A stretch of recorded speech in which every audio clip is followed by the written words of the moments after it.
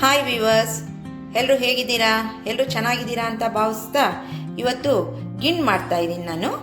ಈಗ ಗಿಣ್ಣಿಗೆ ಇಂಗ್ರೀಡಿಯೆಂಟ್ಸ್ ತೋರಿಸ್ತೀನಿ. ಈಗ ಮೊದಲಿಗೆ ಇದು ನಾರ್ಮಲ್ ಹಾಲು, ಇದು ಗಿಣ್ಣು ಹಾಲು, ಇದು ಏಲಕ್ಕಿ ಪೌಡರು, ಇದು ಸಕ್ಕರೆ.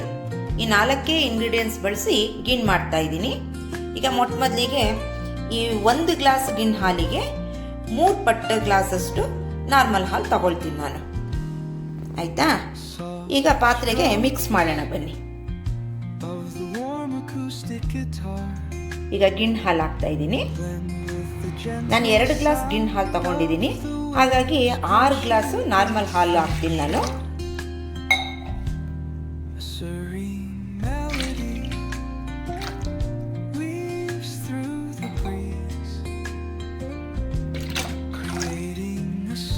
ಒಟ್ಟು ಈಗ 2 ಗ್ಲಾಸು ಗಿಣ್ಣು ಹಾಲಿಗೆ 6 ಗ್ಲಾಸು ನಾರ್ಮಲ್ ಹಾಲು ಹಾಕ್ತೆ.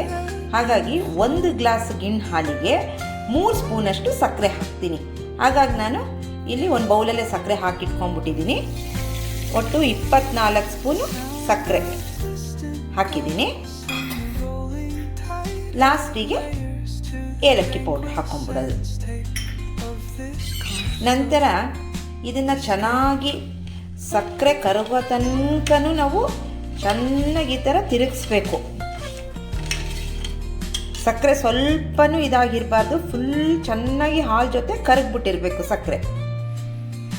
ನೋಡಿ, ಫೈನಲಿ ಕರಗುವಂಥ ಈ ಹಾಲನ್ನು ಈಗ ಈ ಥರ ಕಡುಬಿನ ಪಾತ್ರೆಯಲ್ಲಿಟ್ಟು ಹೀಗೆ ನೋಡಿ, ಈಗ ಫುಲ್ ಸಕ್ಕರೆ ಎಲ್ಲ ಫುಲ್ ಚೆನ್ನಾಗಿ ಕರಗಿಸಾಗಿದೆ ನೋಡಿ. ಹೀಗಂದರೆ ಒಂದು ಸ್ವಲ್ಪನೂ ಸಕ್ಕರೆ ಈ ಸ್ಪೂನಲ್ಲಿ ಎಲ್ಲೂ ಒಂದು ಸ್ವಲ್ಪನೂ ಕಾಣಬಾರ್ದು.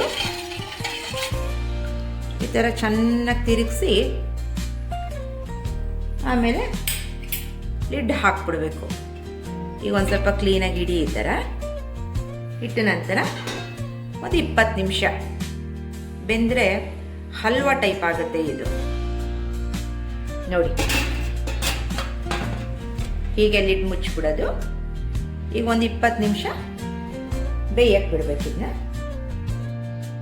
ನೋಡಿ, ಫೈನಲಿ ಆಗಿದೆ ನೋಡಿ, ಹೇಗೆ ಕಾಣ್ತಾ ಇದೆ. ನಾನು ಆಲ್ರೆಡಿ ಕಟ್ ಮಾಡಿದ್ದೀನಿ, ಸ್ವಲ್ಪ ತೋರಿಸ್ತೀನಿ. ಈಗ ನೋಡಿ, ಇಲ್ಲಿ ಬೇರೆ ಕಡೆನೇ ಕಟ್ ಮಾಡ್ತೀನಿ ನೋಡಿ, ಎಷ್ಟು ಚೆನ್ನಾಗಿದೆ. ಇಲ್ಲಿ ನೋಡಿ, ಒಳ್ಳೆ ಹಲ್ವಾ ರೀತಿಯೇ ಇದೆ, ತುಂಬ ಚೆನ್ನಾಗಿದೆ ಗೈಸ್. ಈಗ ಪ್ಲೇಟ್ಗೆ ಹಾಕ್ತೀನಿ ನೋಡಿ. ನೋಡಿ, ಕಟ್ ಮಾಡಿದೆ. ಈಗ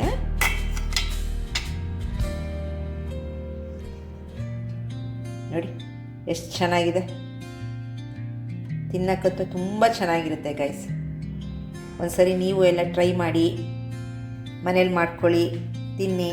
ಮತ್ತು ಕಮೆಂಟ್ ಸೆಷನಲ್ಲಿ ಕಮೆಂಟ್ಸ್ ಹಾಕಿ ಹೇಗಿದೆ ರುಚಿ ಅಂತ. ಮತ್ತು ನನ್ನ ಚಾನಲ್ಗೆ ಸಬ್ಸ್ಕ್ರೈಬ್ ಮಾಡೋದಂತೂ ಮರಿಬೇಡಿ.